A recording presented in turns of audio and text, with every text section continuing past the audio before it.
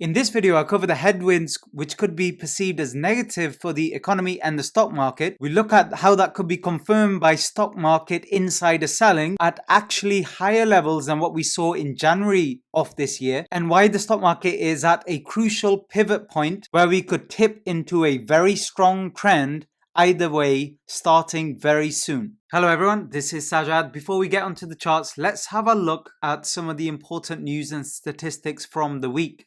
First thing we have to talk about is the pickup in terms of number of cases in the US. Obviously here in Europe, a few of the nations have gone into different types of lockdown. In the US, what we're seeing at the moment, and you can see it clearly here on this chart, what I've marked off, the 100,000 level and the 150,000 level. You can see Thursday, Friday, we spiked above the 150,000 cases per day, and we've been consistently above the 100,000 level since around the 4th of November. So over 10 days now. So are we going to see more and more restrictions? I'll discuss some of the local restrictions in a minute. If you compare it to back in summer, you can see the number of cases were a lot lower, and then we saw a peak, and then day by day, slowly the cases were dropping.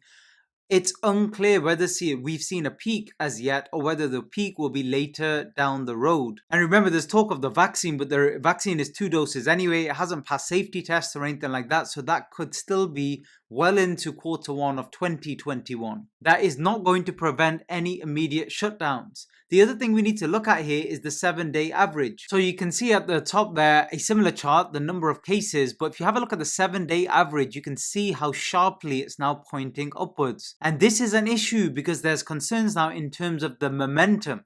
So the projection, you have to say, most models are showing, the projection is that this week especially, there will be a massive increase in the number of cases per day. Now, we won't see that reported accurately over the weekend, but we're likely to see those figures on Monday and Tuesday. And you can see in reports, California and Texas actually have more cases than certain other countries, including Mexico and Germany. 11 counties in California were told to reverse some of the reopening measures. And you can very clearly see here, kind of like a tier system. That's what we saw in Europe before further restrictions were implemented. We saw initial restrictions, for example, shutting down bars and gyms, or threatening to do so, and also closing bars and restaurants at 10 p.m. In Chicago, gatherings limited to 10 people. So we're seeing early signs there. So how does this all relate to the stock market? So one thing we saw last week very clearly was a shift out of stay-at-home stocks. And you can see here the blue bars, which are the Russell 2000.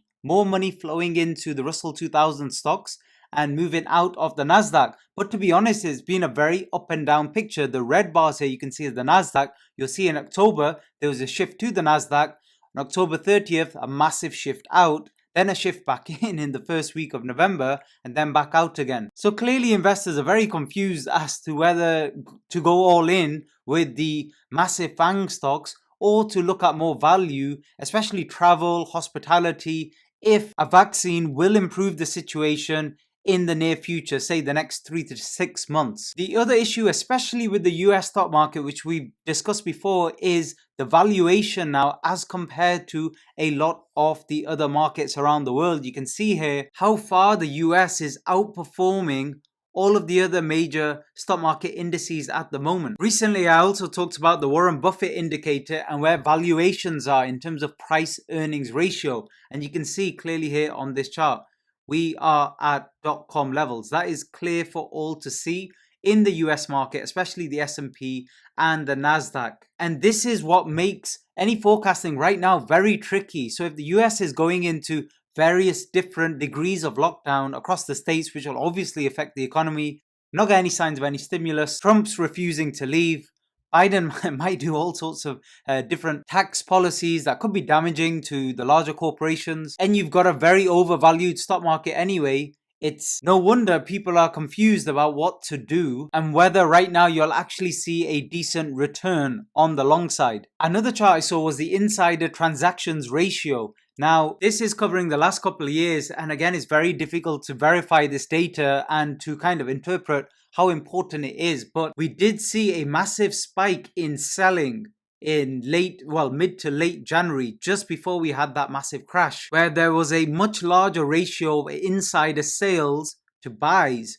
Now we've actually seen that ratio spike up again, actually a lot higher than the levels we saw in January. But again, it's unclear how much we should read into this. It's just something to note. If this is actually accurate data, how important this could be in terms of a forecast as to what could happen in the coming weeks. And please comment below and let me know what you think about that. So let's get on to the charts, and we'll start with the S&P 500. I'm here on a daily chart and I've got the exponential moving averages here, and you can see the faster moving averages staying above the blue slower 55 moving average. So we've not broken through that despite price action breaking through, and we seem to be maintaining the uptrend for the time being. And also, if you draw a downward sloping line here, you can see we found support above this trend line. We've spiked to an all-time new high, although also important is we finally did close above previous all-time highs at the end of the week, which is significant as well.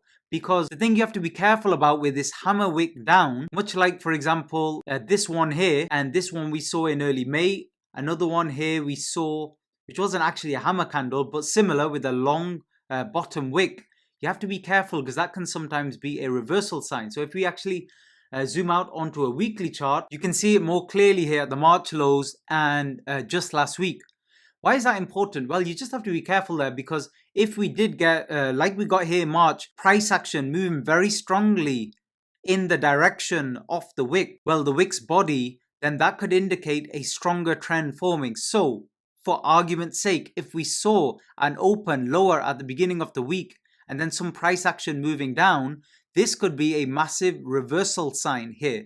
But remember, this is just a candlestick pattern. In the absence of other evidence, that's not strong enough, but that is something to watch out for. See, on the RSI, we're not actually in oversold territory. Another thing we just have to be a little bit careful with is this spike up here, and now we've got a new price extreme high, but the RSI is showing a lower high. So if we did turn down, that would actually confirm some bearish divergence, which we have to be a little bit careful of. In terms of the slower moving averages, the standard moving averages, we can see here the 200 line is kind of flattening out, you'd have to say, this year. That's just something important to note, because generally in the bull market we've seen it sloping up the majority of the time. However, nothing really interesting to note here apart from that. And remember, the moving average tends to be a lagging indicator anyway. Now I'm actually on the cash market, and in terms of structure, the move I'm looking for, let me just draw it on, is we're actually in a final wave now, final push up to the 4,000 mark, possibly above 4,000.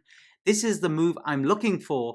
And one thing that does support it also is the fact that if you have a look at the momentum here of this move and the gaps we saw in the last couple of weeks in terms of the bullish moves in the stock market upwards, that does support almost like a breakaway gap we're seeing. Now, eventually, probability wise, we'll see those gaps fill, which means at some point we're going to obviously see a massive downturn and fill all of these price gaps. However, this does support the bullish argument for now. Now, in terms of where we are in the trend, on a 4-hourly, we saw an impulse move down. Now, either we've completed the correction already, which means this is the correction and we'll go up early in the week from here, or the correction will move sideways and we get one final impulse down, likely to support, so around the 34.60 level. So price could move down and then we get a kick up from there. So that's what I'm looking at primarily. Now, the issue I have with this, there's a couple of things. First of all, it's the VIX. See, the VIX in normal territory, but it's still raised. And I read recently in the article, this is the longest period, possibly I think in history, that the VIX has remained elevated above the 20 level. And it still remains a concern. So if we get some unexpected news and the VIX starts spiking up again, we've definitely seen a trend in general where once the VIX spikes up, the stock market corrects downwards.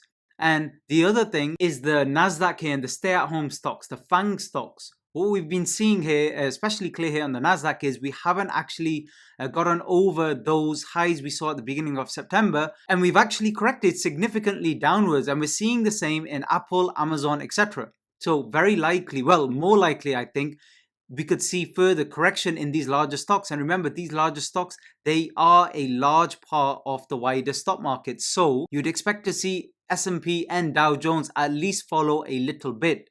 So in that scenario, we see further correction down before a next leg up. So that could absolutely happen. So let me know what you think in the comment section below, and I'll do another update in the week. Thanks for listening.